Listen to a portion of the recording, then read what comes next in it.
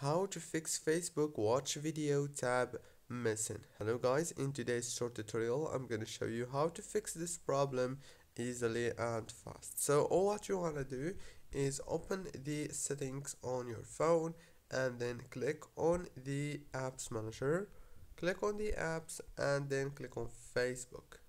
Now last thing you wanna do here is click on this stop running or force stop to stop running the app in the background of your phone, and then click on the data usage. Make sure that all those options are enabled. And now last thing you wanna do is just go to the Play Store and update your Facebook right there. That's it guys for today's tutorial.